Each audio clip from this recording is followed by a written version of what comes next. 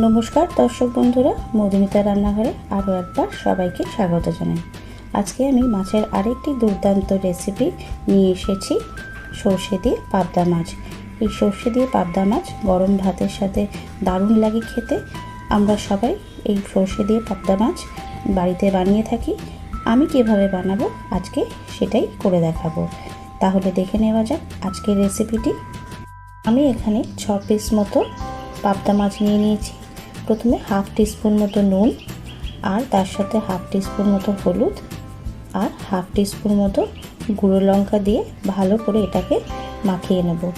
নুন একটু কম পরিমাণে ইউজ করব কারণ এই মাছ এমনি একটু নোনতা হয়। ভালো করে নুন হলুদ আর লঙ্কার গুঁড়ো মাছটার সাথে মাখিয়ে নিয়ে এটাকে 5 মিনিটের জন্য আমি সাইডে রেখে দেব।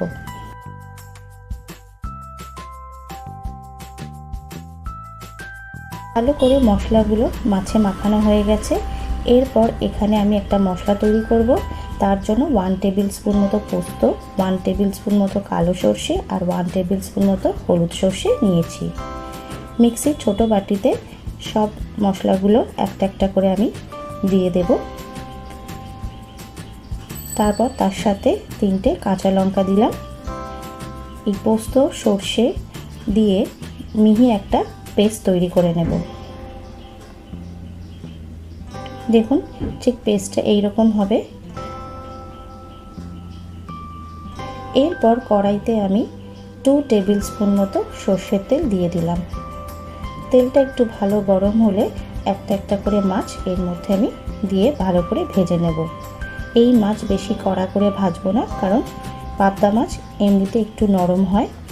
হালকা ফ্রাই হয়ে গেলে এটাকে আমি একটা একটা করে সাবধানের সাথে উল্টে দেব।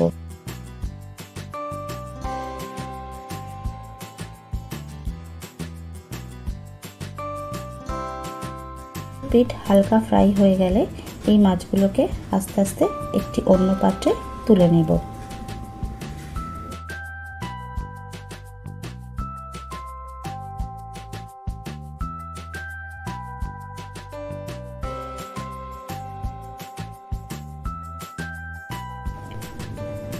বাকি দুটো মাছও আমি ভেজে নেব। মাছ দুটো ভাজা হয়ে যাওয়ার পর কড়াইতে একটু তেল কমে যাওয়ার জন্য আমি 1 টিস্পুন মতো তেল আরও অ্যাড করে দিলাম। এরপর কালো জিরে ফোড়ন দিলাম। একটু হালকা ফ্রাই করে নেব, এর থেকে একটা সুন্দর গন্ধ বেরোনো অবধি। তারপর এর মধ্যে আমি একটা কাঁচা লঙ্কা দিয়ে দিলাম। কাঁচা লঙ্কা দিয়ে কয়েক সেকেন্ড নেড়ে নিয়ে এর মধ্যে আমি একটা বড় সাইজের টমেটো পেস্ট করে রেখেছিলাম, সেই টমেটো পেস্টটা দিয়ে দিলাম। টমেটো পেস্ট দেওয়ার পরে এটা মিনিট 5 ধরে আমি কষিয়ে নেব যতক্ষণ না টমেটোর কাঁচা গন্ধটা চলে যায়।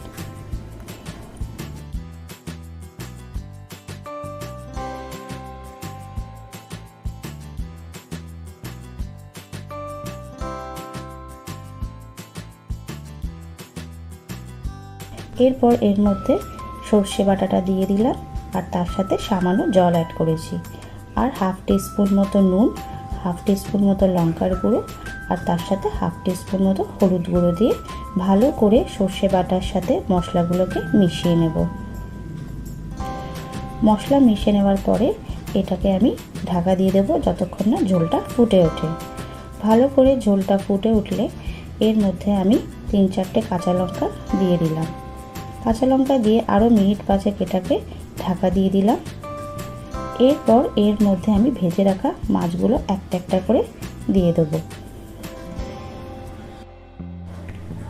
আমার আজকের এই পাবদা মাছের রেসিপি যদি আপনাদের ভালো লাগে তাহলে নিশ্চয়ই কমেন্ট করে জানাবেন আর একটা ছোট করে লাইক দেওয়ার অনুরোধ রইল। আমি মাছগুলোকে ভালো করে ঝোলের সাথে মিশিয়ে দিলাম।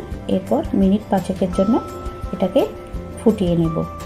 ভালো করে ফুটে উঠেছে। এরপর এর মধ্যে আমি কুচিয়ে রাখা ধনেপাতা ছড়িয়ে দিলাম। ধনেপাতা দিলে এই মাছের টেস্ট আরও ভালো হয়। ধনেপাতা দেওয়ার পর এটাকে আমি জাস্ট গ্যাসটা অফ করে কিছুক্ষণের জন্য রেখে দেব।